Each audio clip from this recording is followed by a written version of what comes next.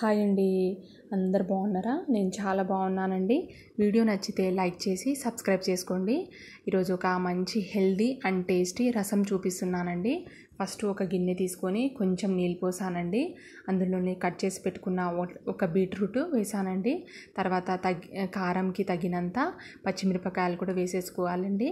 4-5 వెల్లుల్లి రెబ్బలు వేసేసిన తర్వాత కట్ చేసి పెట్టుకున్న 2 టమాటాలు కూడా వేసేసానండి.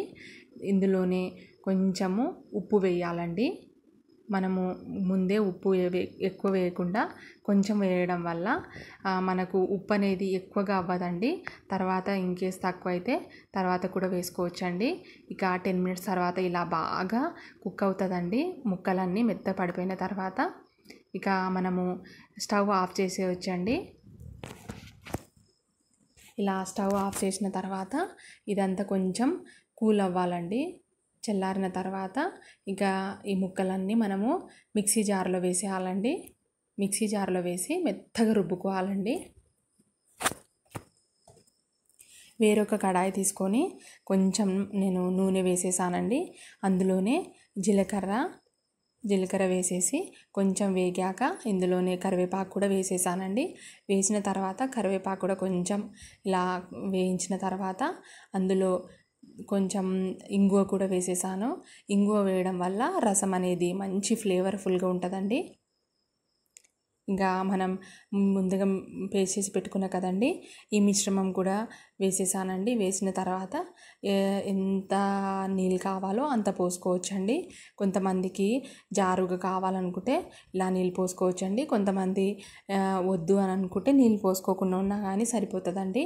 నాకైతే రసం అంటే కొంచెం జారుగా ఉంటే బాగుంటుందని నేను నీళ్ళు పోసుకున్నానండి. ఇంకా అందులోనే కొంచెం పసుపు వేసానండి. పసుపు వేయడం వల్ల రసం అనేది మంచి కలర్ఫుల్గా ఉంటుందండి. ఇక ఫ్లేవర్ కూడా బాగుంటుంది. ఇంకా ఇదంతా బాగా కలిపేయాలండి.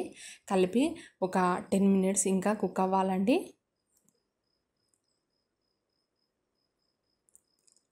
ఒక 10 మినిట్స్ బాగా మరిగాక ఇలా ఇక ఈ స్టేజ్లోనే మనకు ఏమైనా ఉప్పు తక్కువైతే ఉప్పు వేసుకోవచ్చండి. ముందు మనం ఫస్ట్ మిక్స్ చేసినప్పుడు కొంచెం ఉప్పు వేసాం కాబట్టి ఇప్పుడు ఇన్కేస్ ఉప్పు తక్కువైతే కొంచెం ఉప్పు వేసి కొంచెం కొత్తిమీర చల్లుకొని కాస్త కొత్తిమీర చల్లిన తర్వాత ఒక 5 మినిట్స్ కుక్ అవ్వాలండి. ఆ కొత్తిమీర ఫ్లేవర్ అనేది రసంకి పట్టిన తర్వాత ఇలా ఒక 5 మినిట్స్ కుక్ అవుతున్న తర్వాత ఇక మనం దింపుకోవచ్చండి.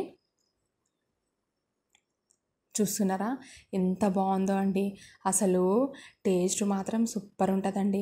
మీరు చాలా రకాల రసాలు తిని ఉంటారు, కానీ మీరు టమాటా రసం అని, చింతపండు రసం అని ఇలా చాలా రకాల రసం టేస్ట్ చేసామండి. కానీ ఇలా ఒకసారి ట్రై చేయండి. చాలా హెల్దీ అండి ఇది. ఎందుకంటే ఇందులో మనం బీట్రూట్ వేసాం కాబట్టి. ఇక కొంతమంది బీట్రూట్ అంతగా ఇష్టపడరండి. అలాంటి వాళ్ళకి ఇలా రసం చేసి పెట్టండి, చాలా బాగా తింటారండి ఇష్టంగా. ఇంక ఇప్పుడు వర్షాకాలం స్టార్ట్ అయింది కాబట్టి ఎక్కువగా ఇలా రసము లాంటివి చేసి పెట్టండి. మీ ఇంట్లో కూడా చాలా మెచ్చుకుంటారండి. అంత బాగుంటుందండి ఈ రసము.